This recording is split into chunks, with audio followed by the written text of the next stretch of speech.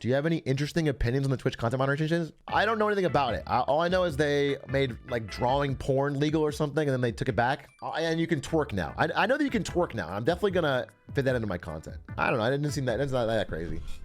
I think my biggest annoyance is when people on the internet, they like to become defenders of the kids. That's what I think is annoying, because I don't think they care about the kids. Like, I think this is probably a really stupid change. I don't know why they needed it. It's not good for Twitch's bottom line. It's not good for advertisers. I think it's dumb on business levels, but I just hate people that are like, we have to protect the kids.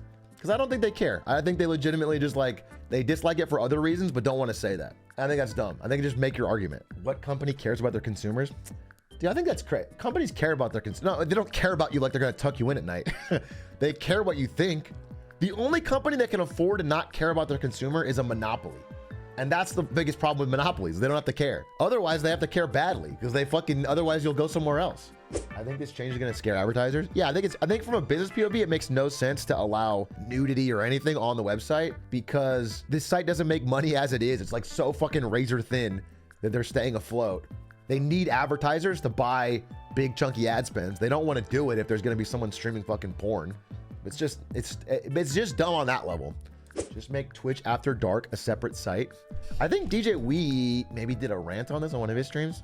They talked about that when I was there. When I was at Twitch, they talked about having separate Twitch websites for everything, for copyrighted music streaming, for like basically a website that could be used for fucking, I mean, not necessarily piracy, but like all of the things that would be scary to have on Twitch. Just make a separate website and figure that out later, but it's the same backend.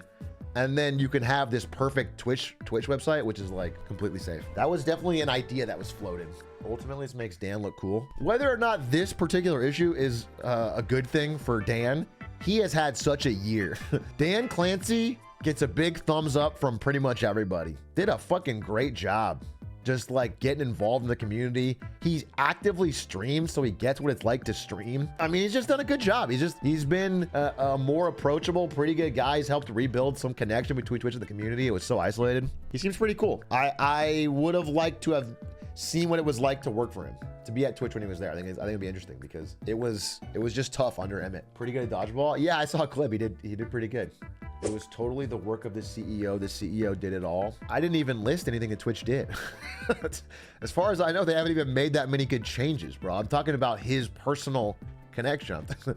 You're not even understanding what we're saying. Dan Clancy is only platinum in Hearthstone. Pathetic. Dan Clancy is a much worse Hearthstone player than Emmett Shear, and that is pathetic. There's definitely been a step down in the level of Hearthstone quality coming out of Twitch. One of the biggest things a CEO can do is actually interact with their community's employees. It's so easy. Yeah, I just think what's cool about Dan Clancy is like, if he was in a meeting with a product manager that was like, hey, streamers are going to use this, he can honestly say, he can think in his brain from his times he's streamed, or he can go ask streamers and get real feedback, and maybe he can make a smarter decision. Whereas all of the time at Twitch, when I was there, somebody would come and be like, hey, I think a good idea would be to add like a Facebook news feed. That's like a lot of work for the streamers and doesn't do really well. And it's kind of ugly at the bottom of their thing. And then the CEO would be like, yeah, okay, I don't know. And then they wouldn't ask any streamers, or if they did, they would ignore it because they needed the ship to get promoted. And then they would waste time, and then I have to market this dog shit product or this dog shit store or this, whatever, and no one would use it, and they would flop, and then everyone pretended it didn't happen, and they would go on to the next thing. But like with Dan Clancy, I think they're saying no to things now and not wasting time on products, and like maybe they're just, I don't know what they're working on. They haven't made any great updates or announcements, to be honest. But Partner Plus, which is a step in the right direction. I don't super love it because I passed the threshold. But Partner Plus is like a step in the right direction. You could always make less money. I could. I don't really want to. Why don't you do a stream with Aiden Ross? That's my real dream.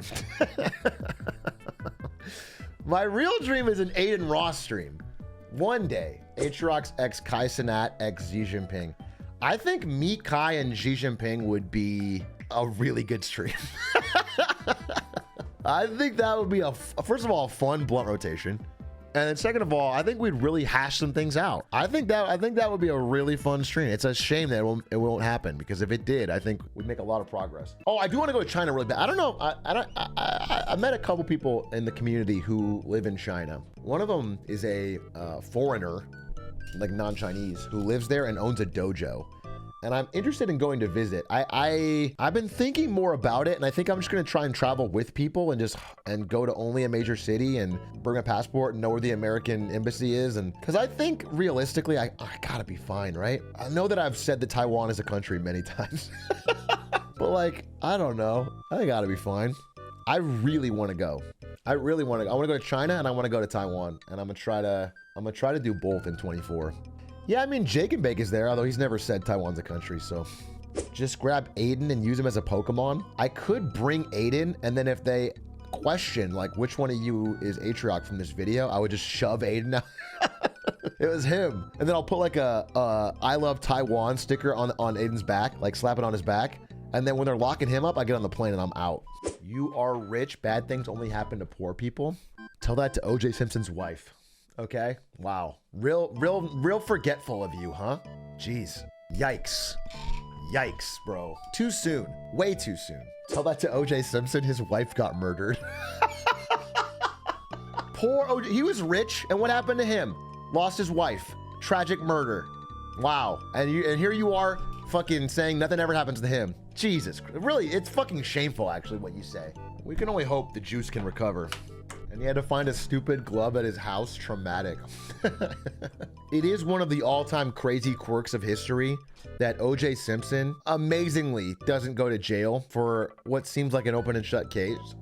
And then years later is going to write a book called If I Did It. OJ Simpson taunting fate by saying "if I did it" as a fucking book is crazy. I think that seems so made up. If it wasn't real, I would say it's made up. Did anyone go to jail for killing OJ's wife? I guess I don't know. Whenever OJ was acquitted of murdering his wife, did they ever arrest someone else? They're still looking for the killer. Damn. This killer was incredible. What a stealthy hitman. How did they somehow elude justice for so long? No ties to the wife at all. And they put all the blame on an unwilling patsy, OJ. We're all trying to find the guy who did this, literally. A Spectacore clip? What is this? A Spectacore clip. Hey, Aspect, when are you showing Hog on stream? Well, I mean, I think the new guidelines allow for artistic nudity, so like hog painting stream. Thoughts? The cock painting stream is a go. That's the put it in my planner. Is that just promoting a Spectacore's upcoming cock painting stream? Check it out. I'm sure it'll be great. If you are into Canadian twinks, you are gonna get your fucking money's worth. Let me tell you, he's gonna deliver.